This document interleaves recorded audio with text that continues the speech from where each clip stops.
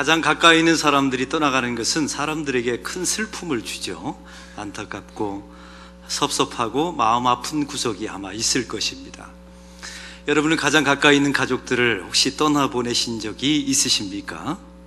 어떤 통계에 의하면 자기 배우자를 떠나보내면 그 남겨진 배우자가 30일 이내에 심장병과 뇌졸중이 걸릴 가능성이 2배로 높아진다는 기록도 제가 보았습니다. 그러니까 배우자가 떠나는 것이 사람들에게 엄청난 충격이 되는 겁니다. 그런데 자식을 떠나보내는 것은 더 큰 아픔이 있죠. 그래서 자식을 떠나보낼 때는 가슴에 묻는다고 말하지 않습니까? 자기 자신이 죽는 것보다 훨씬 더 큰 고통을 느낀다는 것입니다. 그런데 이상한 것은 얼마 전에 심리학자들이 이런 통계를 하나 내놨어요. 먼저 부부가 함께 살다가 남자가 먼저 죽고 여자가 남으면 여자의 수명이 길어진다 합니다. 남자분들 회개하셔야 돼요. 우리가 여자분들한테 못할 짓을 많이 한 겁니다. 근데 여자가 먼저 돌아가시고 남아있는 남자들은 수명이 현저하게 떨어진다는 사실이죠. 그 정도로 아쉽고 섭섭한 마음들이 있을 것입니다. 우리 교우 가운데 한 분이 자기 남편 때문에 참 힘든 분이 계셨어요. 이분의 소망은 항상 이런 겁니다. 목사님, 언제쯤이면 제가 자유할 수 있겠습니까? 그렇다고 돌아가시라고 기도할 수는 없잖아요. 언제쯤 내가 자유롭게 예수 믿고 좀 삼식이 곁에서 좀 피해 나와서 좀 자유롭게 살 수 있겠냐는 말이죠. 근데 작년에 그분의 남편께서 돌아가셨습니다. 장례를 치렀는데 그 성도가 저한테 이러는 겁니다. 목사님, 제 남편을 잃고 보니까 차라리 있는 것이 없는 것보다는 낫습니다. 제가 속으로 대답했죠. 그걸 이제야 알았냐고. 이제야 알았냐고. 제가 속으로 대답해 주었던 적이 있습니다. 사랑하는 가족도 함께 했던 사람들을 떠나보내는 것은 그렇게 안타깝고 섭섭한 마음들이 있습니다. 슬픈 이별들이라는 사실이죠. 그런데 오늘 말씀해 보면 슬픈 이별일 것 같은데 그렇지 않은 이별을 오늘 성경은 소개하고 있습니다.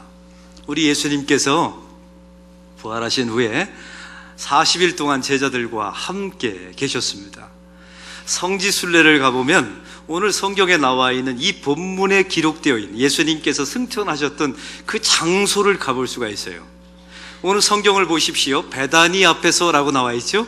바로 거기가 예수님의 승천하신 장소입니다. 예수님께서 40일 동안에 이 땅에 계셨을 때 무슨 일을 하셨습니까? 기적을 베풀지는 않으셨습니다. 내가 못다한 5,000명을 먹였던 사건 기적을 베풀지는 않으셨습니다. 예수님께서 그 40일 동안에 제자들과 함께 하셨습니다.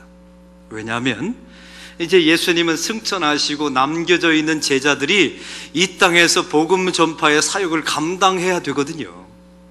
그래서 홀로서기 연습을 예수님께서 시켜주신 것입니다. 그런데 오늘 말씀해 보면 이상한 점이 한 가지가 있습니다. 예수님께서 승천하시면 육체적으로 떠나가는 것 아니겠습니까? 그런데 제자들의 모습 속에 슬픈 구석이 없습니다.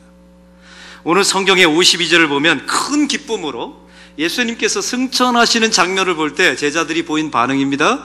큰 기쁨으로 예루살렘에 돌아가서 늘 성전에서 하나님을 찬송하니라. 할렐루야. 크게 기뻐했답니다.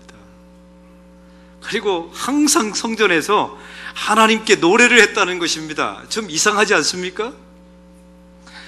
그러면 오늘 말씀에 보면 우리는 예수님께서 이 제자들과 3년 동안 함께 하셨습니다. 그리고 극심한 핍박이 임했을 것입니다. 이 제자들에게 다가올 외면적 상황은 그렇게 좋은 상황이 아니었어요. 그리고 제자들은 뿔뿔이 흩어져서 디아스포라가 됩니다. 그리고 자기 주변에 함께 예배할 제자들이 없는 거예요. 그리고 사자에 찢겨 죽고 이제는 불에 태워 죽는 그런 화형의 길, 고난의 길을 이 예수님의 제자들이 걸어가게 될 것입니다. 어디를 봐도 좋은 상황이 아닙니다. 그런데 이 순간에 예수님이 떠나간다고 말하는 거예요. 그런데 그들이 왜 기뻐했을까요? 왜 하나님 앞에 성전 안에서 날마다 찬송했을까요? 거기는 이유가 있습니다. 이 사건을 영적으로 바라보면 요한복음 16장 7절은 말합니다. 내가 떠나가는 것이 너에게 유익하리니 내가 너희에게 약속한 성령을 보내리라 약속하십니다. 예수님께서 육체를 입으신 예수님께서 떠나가시는 것이 우리에게 유리하다는 것입니다. 왜요? 육체를 벗으신 예수님의 영이신 성령께서 이 땅에 공간과 시간 제약 없이 핍박당하는 모든 사도들에게 동시에 필요할 때 어디서나 시간의 장소에 구애받지 않고 성령께서 만나 주신다는 것이죠. 그래서 유리하다고 말씀하고 있습니다. 그러면 이러한 예수님의 승천이 우리에게 주는 복음적 의미가 무엇일까요? 이 제자들은 도대체 이 이별을 맞이하면서 왜 슬퍼하지 않고 왜 기쁜 이별, 크게 기뻐하고 찬송하면서 예루살렘에 가서 복음을 전파했을까요? 오늘 본문을 통해서 그 몇 가지 복음적 의미를 살펴보기를 원합니다. 예수님의 승천은 이별이라기보다 위임에 해당되는 사역이었습니다. 예수님의 공생의 3년을 기억하십니까? 예수님께서 가장 많은 시간을 보내신 그 사역은 병 고치는 것이 아니었어요. 배고픈 사람들을 먹이는 게 아니었습니다. 예수님께서 많은 사람들에게 산상수훈을 말씀하셨지만 그 말씀 사역이 아니었어요. 예수님의 공생의 기간 동안에 가장 많은 시간, 가장 많은 열정, 가장 많은 에너지를 쏟은 것은 바로 제자 훈련이었습니다. 그 12명의 제자와 함께 하셨어요.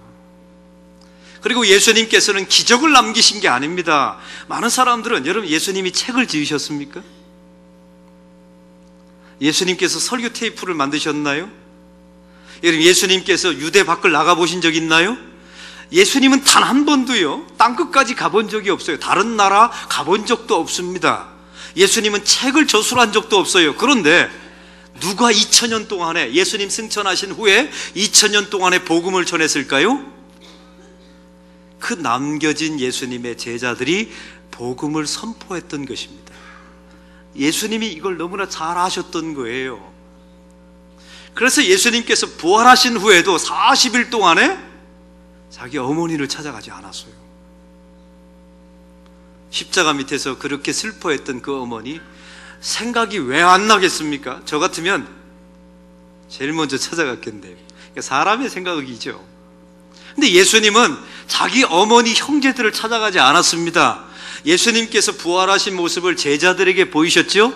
그리고 도마에게 손과 발을 만져보고 옆구리에 손을 넣어보라고 말씀하셨습니다. 그리고 제자들을 먹이셨습니다. 2번이나 함께 나타나셨습니다. 왜요? 전 세계 복음화를 이룰 사람은 이 남겨진 제자들이기 때문에 그렇습니다. 사랑하는 성도 여러분, 예수님께서 승천하신 의미는 이제 나의 모든 역할을 다 너에게 위임하겠다는 하나님의 선포입니다. 할렐루야. 아무나 위임하는 게 아닙니다. 믿을 만한 사람에게 위임하죠. 교회 안에도 보면요, 세 종류의 사역자가 있더라고요. 첫 번째 사역자는 시키지 않으면 일하지 않는 사람들이 있어요. 시켜야만 일하는 사역자들이 있습니다. 이런 사역자들에게는 절대로 위임하시면 안 됩니다. 맡기시면 안 돼요. 다 말아먹습니다. 이런 사역자는 무조건 꼬치꼬치 다 가르쳐야 돼요. 이건 이렇게 해야 된다, 저건 저렇게 해야 된다, 다 반드시 다 얘기해 줘야 합니다. 두 번째 종류의 사람이 있어요. 교회 안에 보면 시킨 것만 하는 사람이 있어요. 이 사람 아무 생각도 없어요. 그냥 시킨 것만 그대로 행합니다. 이것도 귀하지만 이런 사람에게는 창조성이 나타나지 않죠. 자발성이 일어나지 않아요. 이런 사람에게는 아주 자세한 코칭이 필요합니다. 근데 세 번째 종류의 사람이 있어요. 이 사람은 시키지 않아도 알아서 하는 사람들이 있어요. 헌신, 봉사, 교회 안에 수많은 사역들 시키지 않아도 알아서 합니다. 바로 그런 사람들에게 위임이 필요한 거예요.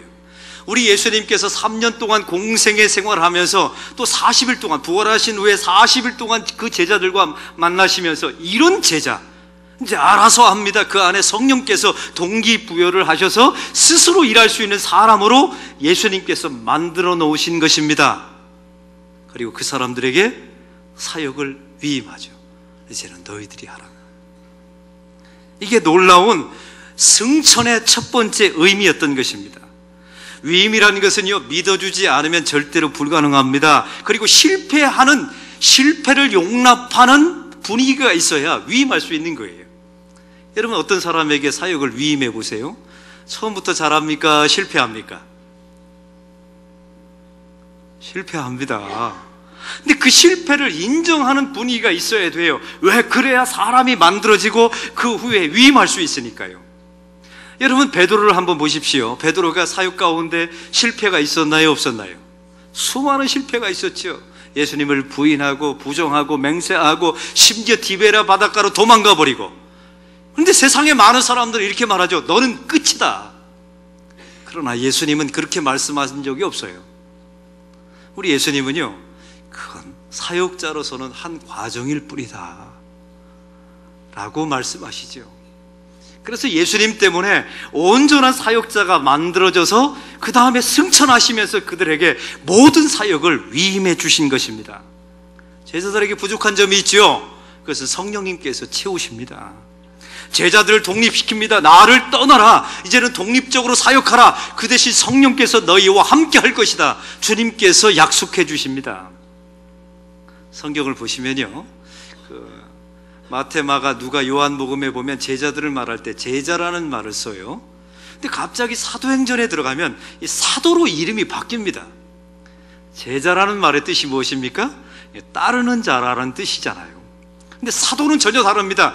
하나님 앞에 독립적으로 특수한 임명을 가지고 부름받은 자라는 뜻이에요. 그게 바로 사도라는 것입니다. 예수님께서 승천하신 후에 저와 여러분을 제자가 아니라 이제는 사도로 임명하셨다는 것입니다. 이제는 특수한 임명, 복음 전파의 임명을 띠고 독립적으로 하나님께서 각자를 직장과 세상 속에 세우셨습니다. 그리고 여러분의 직장 가운데 누가 함께 하세요? 성령께서 함께 하십니다. 시간과 공간 제약 없이 성령께서 만나 주십니다. 그게 바로 사도입니다. 그래서 예수님께서 승천하신 줄로 믿습니다. 그러면 우리 주님께서 무엇을 위임하셨을까요? 복음 선포를 위임하셨습니다. 마가복음 16장에 보면 예수님의 승천 기사가 나오지 않습니까? 예수님이 승천하신 후에 제자들이 속히 가서 복음을 전파하며, 이런 말씀이 나와 있어요. 예수님이 승천하시면 슬픈 이별, 섭섭하고 아쉽고 낙담하고 그래야 되는 것 아닙니까? 그런데 바로 복음을 선포하러 갔다는 겁니다. 왜요? 하나님께서, 예수님께서 우리에게 사역을 위임하셨어요. 그 위임의 사역은 바로 복음 전파였습니다. 그러므로 승천의 두 번째 의미는 바로 파송이라는 의미가 담겨져 있습니다. 오늘 성경을 보십시오. 예수님께서 승천하시는 장면이 이렇게 승천하십니다. 오늘 본문에 왜 이런 자세를 취하셨을까요? 축복하시면서 제자들을 떠나셨다는 것입니다. 여러분, 이 축복의 의미가 도대체 어떤 의미일까요? 너희들이 복을 받아라, 너에게 복이 있을지어다, 너희는 잘 될 것이다, 이런 의미가 아닙니다. 예수님의 축복의 의미는 너희는 복이다, 너희는 복의 근원이다, 너희는 복의 통로이다. 그러므로 세상으로 나아가 너희를 만나는 사람들에게 하나님의 복을 전하라, 하나님의 복음이 무엇인지를 증거하라고 말씀하신 것입니다. 사랑하는 성도 여러분, 저와 여러분은 사도입니다. 그리고 복음 전파를 위해서 부름받았습니다. 승천의 의미는 파송의 의미인 거예요. 세상 속에 나가서 여러분을 만나는 세상 사람들이 수지 맞기를 소망합니다. 세상 사람들이 여러분의 덕을 보기를 소망합니다. 여러분, 가정 안에서, 직장 안에서도, 좀 아파트 안에서 살 때도요, 제발 째째하게 남의 덕보려 하지 마세요. 그냥 이렇게 생각하면 안 되겠습니까? 내가 사도이다. 예수님께서 승천하시면서 나에게 사도의 역할을 주셨다. 그러므로 당신들이 내 덕을 봐야 된다. 그리고 직장 안에서도요, 여러분 얼마나 열심히 좀 일을 하시면서 당신들이 내 덕을 좀 봐라. 할렐루야. 왜 이렇게 얼굴이 어두우세요? 여러분, 이게 축도의 의미예요. 이런 축복, 내가 복이고 내가 복의 근원이며 내가 복의 통로가 되겠다는 이 소망을 주님께서 축복으로 말씀해 주신 것입니다. 우리가 설교 후에 마지막에 축도를 하지 않습니까? 그 축도의 의미가 뭘까요? 여러분 복 받으세요, 잘 되시길 바랍니다, 이런 의미가 아닙니다. 이 축도의 의미는 오늘 성경에 승천하신 후에 이 파송의 의미와 똑같아요. 여러분은 복입니다. 그러므로 여러분은 이제 이 예배 후에 세상으로 파송합니다. 예배가 끝이 아니라니까요. 많은 사람들은 생각할 때 이제 예배 끝났다라고 말해요. 끝 아닙니다. 시작입니다. 여러분을 가정과 직장과 세상 속에 축도를 통하여 하나님께서 여러분을 파송시켜 주신 것입니다. 사도로 말이죠. 복음 전파에 놀라운 사명을 띠고 파송시켜 주신 것입니다. 그때마다 여러분, 주님, 이 예배가 시작입니다. 저는 복의 근원이 됩니다. 저를 만나는 세상 사람들이 하나님의 복음을 받게 하여 주옵소서. 이런 성도가 되기를 소망합니다. 그럼 이 파송되어서 복음을 전파하는 사람에게 효과적으로 아주 능력 있게 복음을 전파하는 방법이 무엇일까요? 그것은 바로 종말신앙을 갖는 것입니다. 사도행전 1장 11절을 보시면 이런 말씀이 있습니다. 예수님의 승천 장면이 나와 있는데요, 이 제자들이 쳐다보고 있습니다. 하늘을 한참 쳐다보는 겁니다. 이게 얼마나 기가 막힌 놀라운 기적과 같은 일입니까? 근데 천사들이 나타나서 이렇게 말합니다. 하늘로 올리우신 이 예수는 하늘로 가심을 본 그대로 너희 가운데 오시리라 라고 말씀하십니다. 사랑하는 성도 여러분, 왜 승천하시면 끝나시지 왜 이 천사들이 나타나서 재림을 말할까요? 거기는 이유가 있습니다. 예수님의 사역을 한번 보십시오. 예수님이 이 땅에 사람의 아들로 오셨어요. 그리고 순환을 당하시고 십자가에서 죽으셨어요. 그리고 부활하셨습니다. 그리고 40일 이후에 제자들과 함께 계셨다가 승천하셨습니다. 이제 남겨져 있는 예수님의 단 한 가지 사역은 무엇입니까? 재림밖에 없습니다. 이 초대교회 역사를 보면 초대교회 성도들은 엄청난 핍박을 당했습니다. 사도들에게 찢겨 죽고 불에 태워 죽고 카타콤 밑에 들어가서 300년을 살았습니다. 그 무덤 밑에서 나의 아버지, 나의 그 아버지의 아버지, 이런 300년을 도대체 어떻게 보냈을까요? 그들은 첫 번째, 부활하신 예수님을 직접 보았기 때문에 그렇습니다. 두 번째, 그들 안에 성령이 계셔서 하나님께서 날마다 성령께서 우리 가운데 힘과 용기를 주셨기 때문에 그렇습니다. 세 번째, 임박한 예수님의 재림을 기다렸기 때문에 그렇습니다. 사랑하는 성도 여러분, 아무나 복음 증거하는 게 아닙니다. 오늘이 내 인생 가운데 마지막일지도 모른다는 그런 신앙의 고백이 있는 사람들이 복음을 선파합니다.